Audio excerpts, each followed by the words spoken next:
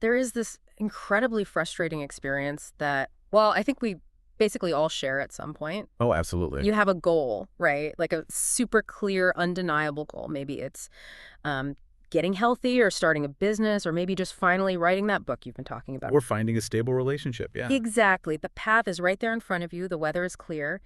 And yet you walk right up to the starting line, bend down, and actively tie your own shoelaces together. It's so true. We completely sabotage ourselves. Right. And in today's deep dive, our mission is to decode exactly why we do this, why we actively get in the way of our own success. And we're using this really insightful book for our source material today, Brianna Wiest's The Mountain Is You. Yeah, and she argues something really profound.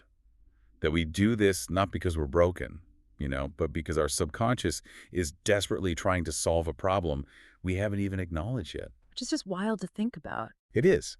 Because after we tie our own shoes together, what do? We immediately look for something else to blame. We blame the shoes, we blame the weather, we blame the path itself. Because admitting we tied the knot ourselves is just, it's too uncomfortable. Way too uncomfortable. And the central metaphor we are exploring today is right there in the title of the book. We often look at the obstacles in our lives and think of them as these massive external mountains blocking our path. But that mountain isn't a circumstantial obstacle. Right. It's not the world against you. No, it is an internal conflict. Yeah. If you think about how a physical mountain is formed in nature, I mean, it doesn't just drop out of the sky. It happens when two tectonic plates are violently forced against one another beneath the surface. Exactly. The pressure has literally nowhere to go but up. And your personal mountain arises the exact same way out of coexisting but conflicting needs. It's the friction between your conscious desires, like what you actively think you want, and your unconscious needs, which are often operating entirely in the dark. Just pulling all the levers behind the curtain, yeah. Exactly. And if you are listening to this right now and feeling like there is this stubborn, ongoing gap between where you currently are in life and where you desperately want to be, well, this deep dive is going to completely flip how you view your own bad habits. It really will. But it's vital to frame this correctly right from the start. Having this mountain in front of you does not mean you are fundamentally flawed. No, not at all. In fact, nature requires breaks, faults, and gaps to facilitate growth. I love that perspective so much. The idea that imperfection is actually a prerequisite for evolution, like forest fires, for example, are absolutely essential to the ecology of certain environments. Right. The intense heat of the fire is literally the only thing that can melt the resin on specific pine cones. That allows their seeds to open and sprout. Without the destruction, the forest basically can't regenerate. Yeah. Or look at the cosmos, right? A star has to completely exhaust its fuel and basically collapse in on itself before it can explode into a supernova and create new elements. Which is the exact framework we need to apply to ourselves. The fact that you are facing a massive internal obstacle doesn't mean you're failing. It means you've reached the absolute limit of your current coping mechanisms. Your unreached potential is demanding a change in your psychological landscape. Exactly. Okay, let's unpack this. Because if we want to actually reach that potential, we have to completely dismantle our baseline assumptions about what self-sabotage actually is. We really do. We need to stop marinating in guilt and start applying, scientific curiosity. Yeah. And the biggest paradigm shift here is realizing that self-sabotage isn't what we think it is. In fact, it doesn't even exist in the way we define it. It's a radical shift in perspective. Completely. The premise is basically this: behaviors that we label as self-destructive, like perpetually procrastinating or drinking too much, or isolating ourselves, they are not the result of masochism. Right. You aren't doing these things because you secretly hate yourself. No. Or because you lack willpower.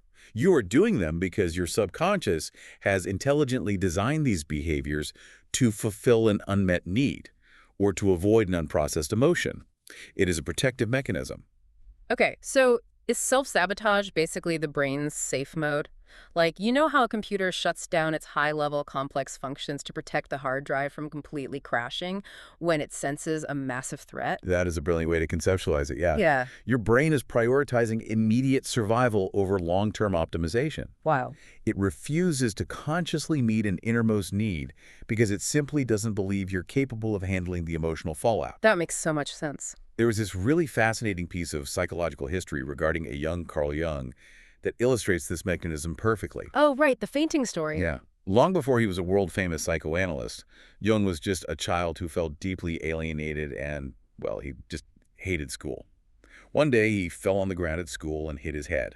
Yeah, his immediate thought wasn't about the pain, was it? No, his immediate fleeting thought was, maybe I won't have to go back to school now. Wow. And that tiny unconscious association totally changed his biology.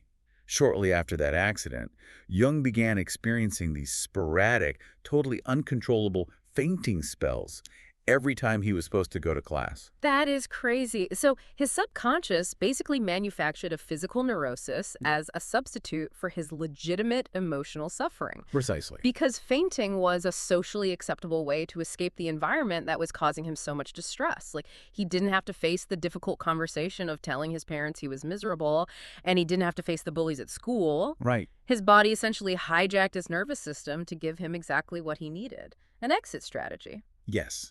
And the key here is it wasn't a conscious choice. He wasn't faking it. The subconscious mind doesn't have a voice, so it uses the body's alarm system to enforce its boundaries. Right. Your self-sabotage is essentially a maladaptive coping mechanism. It's a highly effective way to give yourself what you need without having to actually address the terrifying reality of what that need really is. Which naturally leads us to figure out what the threat actually is. Because if our subconscious is acting like this, overzealous, highly effective bodyguard, just throwing us to the ground every time we try to make progress, what exactly is it trying to protect us from? It is protecting us from the unfamiliar. And this brings in the psychological concept of the upper limit, which was originally coined by Gay Hendricks. The upper limit? Yeah, your upper limit is essentially your internal neurological tolerance for happiness. Our tolerance for happiness. But I mean, everything in our culture is driven by the pursuit of happiness. It's hardwired into how we operate. Well, consciously, yes, we pursue happiness. But neurologically, we are wired for comfort. And comfort simply means what is familiar. The human nervous system equates familiarity with survival. If you survived yesterday, your brain basically wants you to do the exact same thing today, even if yesterday was totally miserable. Right, because misery is at least predictable. Exactly. So everyone develops a specific capacity for how much good they allow themselves to feel. That is your baseline. So when things start going really well, say you finally get that massive promotion you've been working toward, or you enter a loving, secure relationship after years of toxic ones, you begin to push past that baseline. You surpass your upper limit. And your subconscious panics.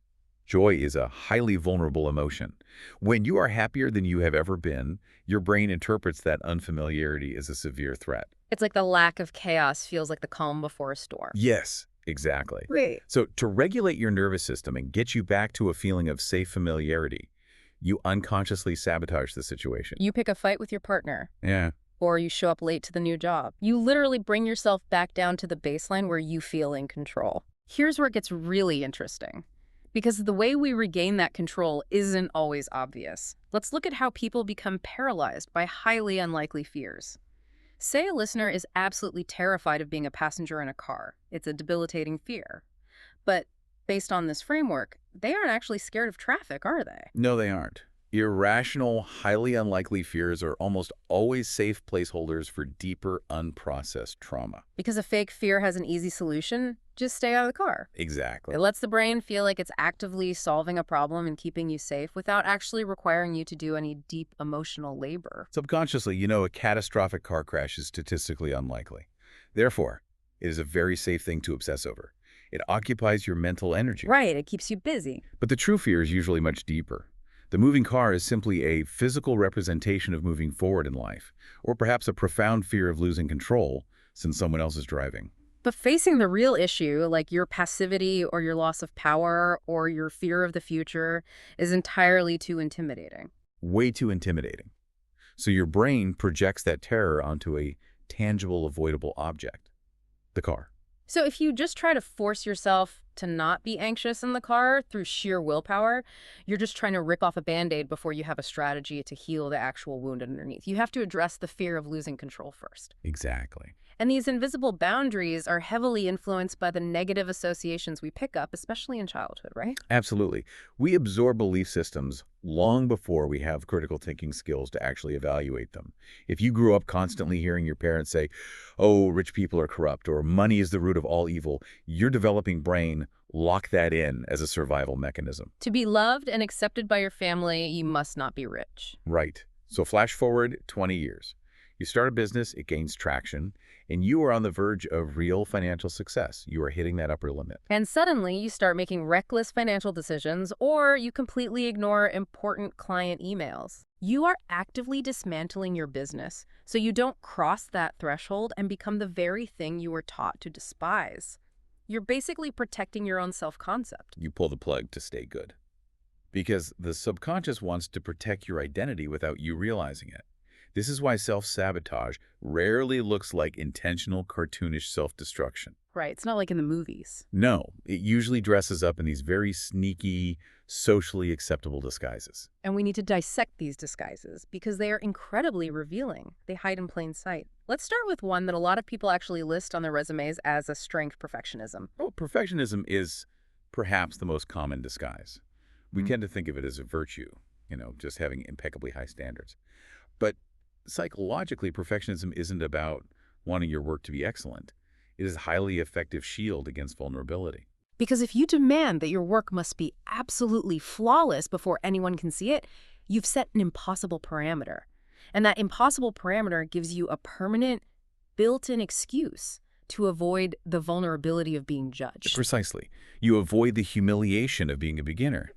If you tell yourself, well, I can't launch my business until my website is utterly flawless, you never have to face the reality that people might just not buy your product. Wow. You sabotage your potential because the willingness to show up, do it imperfectly, and receive feedback is the only thing that actually leads to mastery. Yeah.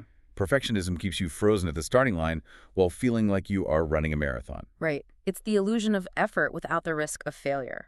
Another disguise that operates on illusion is uprooting.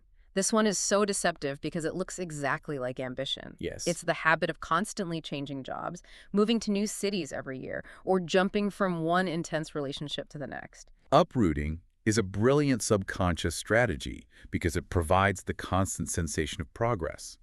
When you move to a new city, your brain gets a massive rush of dopamine. Everything's new and exciting. That honeymoon phase. But what you're really doing is chasing the rush of the fresh start to avoid the sustained, unglamorous work of actual growth. There's a botanical metaphor here, right? When you uproot, you are only comfortable with the thrill of sprouting. You get to break through the soil and feel the sun, but you avoid the hard, sustained, mundane work required to actually grow a deep root system and blossom. Exactly. By constantly moving, you divert all your mental and physical energy toward reestablishing yourself.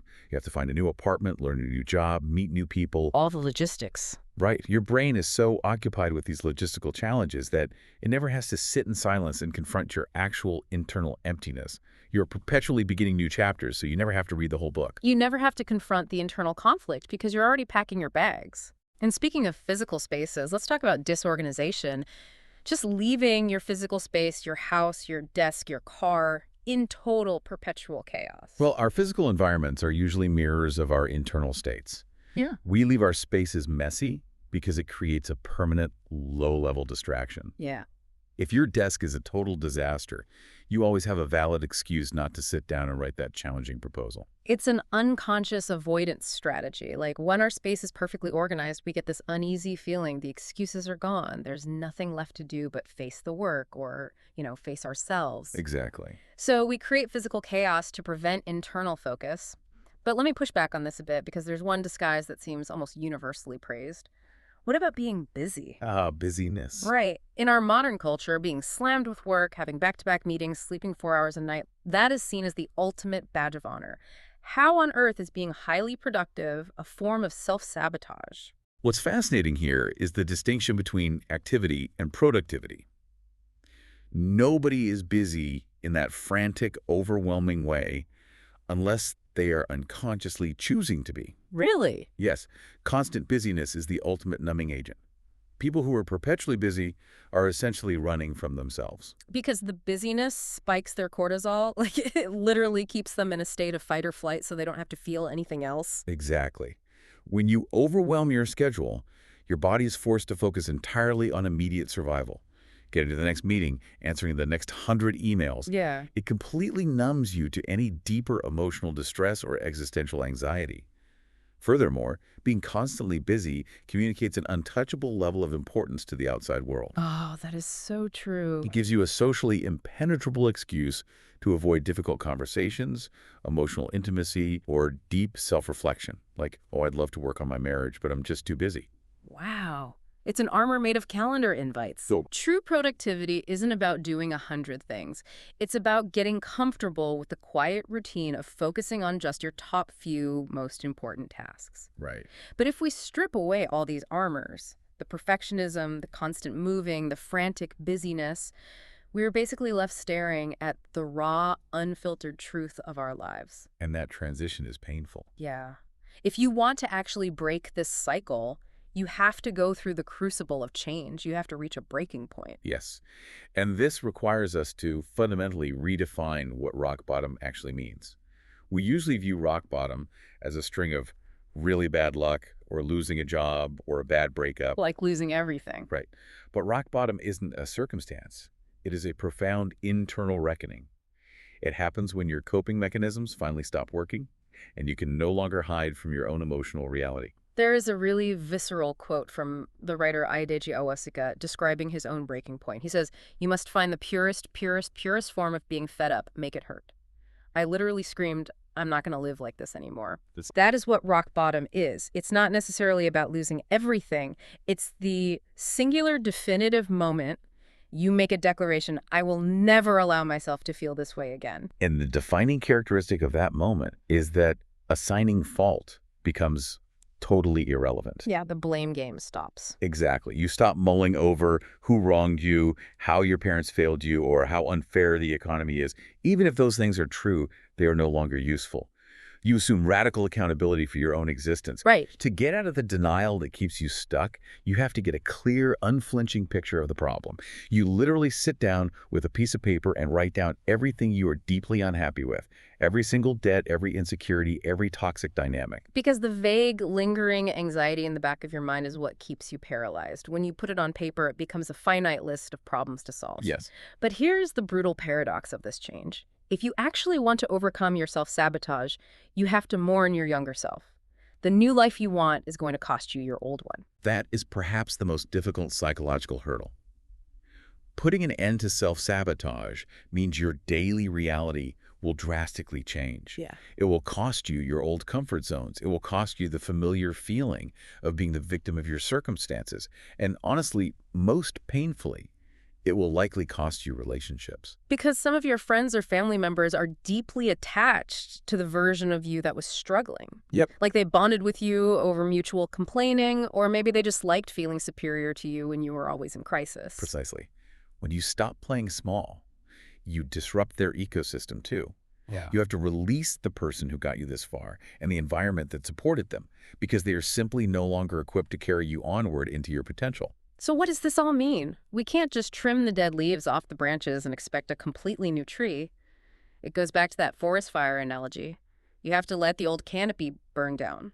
It's terrifying, and it leaves you exposed to the elements. The ground is going to be scorched and ugly for a while, but it is the absolute only way to let the sunlight reach the forest floor so the new seeds can crack open. That is exactly it. You have to tolerate the temporary barrenness. And to ensure those new seeds actually grow, you must fundamentally shift how you evaluate your daily life. Right. You have to transition from measuring your intentions to measuring your outcomes. And that is a tough pill to swallow. We love our intentions. We do, because intentions are safe.